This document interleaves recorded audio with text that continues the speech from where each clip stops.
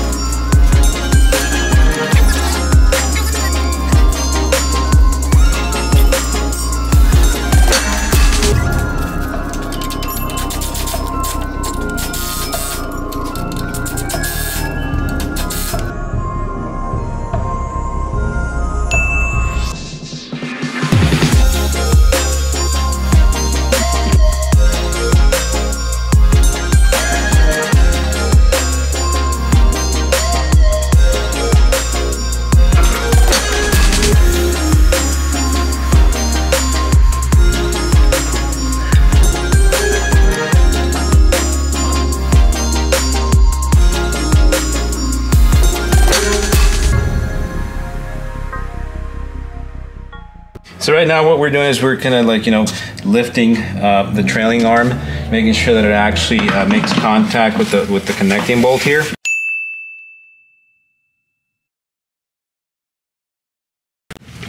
And going back to what I just said, you'll notice that the spring is actually beginning to compress, which means that this is the maximum rebound as the coil goes down. So you have to imagine how that wheel is going to interact with the road. There's some tension on this already. So this will be like maximum compressed out as opposed to maximum compressed in. So that's one of the things that kind of, you know, bogged us down on our last install, but I think we have it dialed down.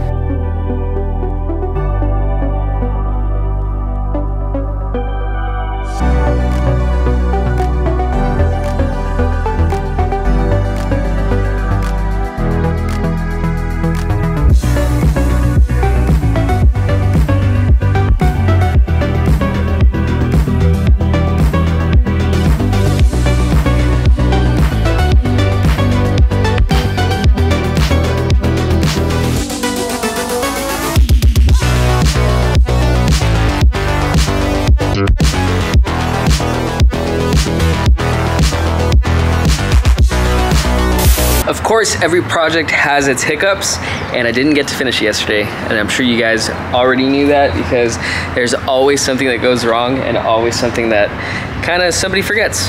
And I'm not gonna toot my own horn, but I forgot a couple bolts at home. So these are the spindle bolts that bolt onto the coilovers, and these are the stainless lines from Garagistic that I forgot at home too. So either way, I would have had to just put a pause and finish it later. So today we're gonna wrap up the rest of it and get to finishing this beautiful system off and be on our way. Cross your fingers at home that this goes well and we get to drive it home.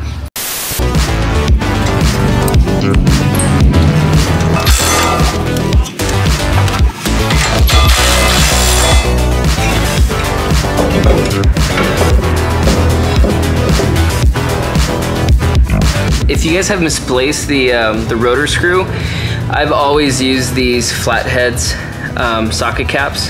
They're probably, I don't know, maybe 16 millimeters or less. These work just fine.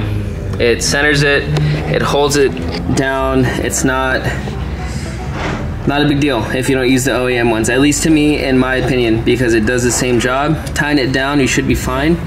As you can see, it holds it the same way as an OEM screw would be. Good little hack if you didn't already know. It saved me a bunch of time because I wasn't about to order OEM rotor screws. This is just fine.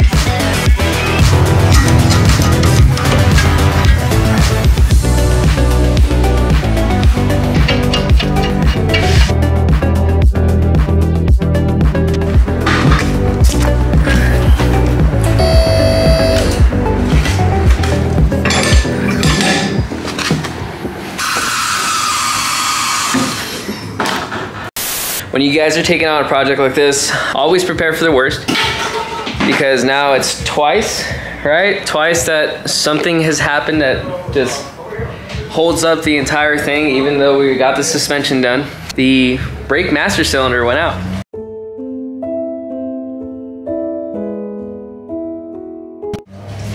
It's awesome. We confirmed this because it's actually not leaking out of any of the lines. It's completely sealed, but the brake pedal goes all the way to the floor and comes back. It just goes back and forth. No pressure at all. Even if the brake booster was failing or failed, you'd still have pressure. it just wouldn't be as easy to push. So we're gonna swap that out and hopefully wrap it up today because this is day 3.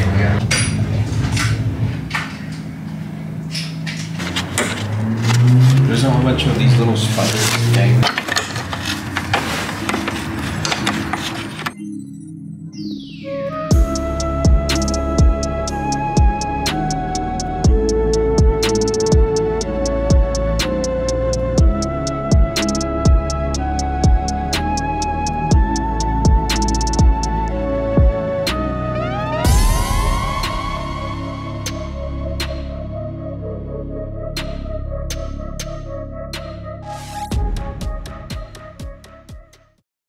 All right, guys, we made it home. The suspension setup is so awesome. I love it. We still have some fine tuning to do in the wheel wells and the fenders. The rear fenders are notorious to being very thick, so we have to trim them down. And on the front, we have to do some fender work on the inside so we can go lock to lock. But other than that, this thing is awesome. It rides great. I'm very happy with how it feels. BC Racing makes excellent product. Without Condor, we couldn't have done it without their 5-lug bracket. So if you guys are interested in doing something similar, please look at the description below because I'll be linking all the parts and everything that I purchased for this, other than like the OEM parts that are pretty self-explanatory. But you guys, this is such a work in progress and it's finally coming together and I really can't be more happy. And I'm gonna try my best to get this thing done for E30 Picnic. But if it can't, we will figure something out because we're not gonna miss it. Honestly, I've been wanting to go to E30 Picnic for like 2-3 years, especially because of the pandemic. It was canceled, obviously. But now we're inching our way towards getting this goal or hitting this goal, because after selling my E30 convertible, I've been kind of heartbroken because I don't have the E30 that I want anymore, right? So this is gonna be a huge step up and I'm glad we're taking the steps to actually get this thing done. Thank you so much for joining me on this journey. I hope that this inspires everyone out there with a ratty E30 in their driveway. And I hope that it actually gives somebody hope, because this thing is nothing to look at, honestly. I know there are much worse out there. I mean, get to it, guys. Build your car. When there's a will, there's a way, right? So go out there and keep building. It's always a pleasure to make videos for you guys.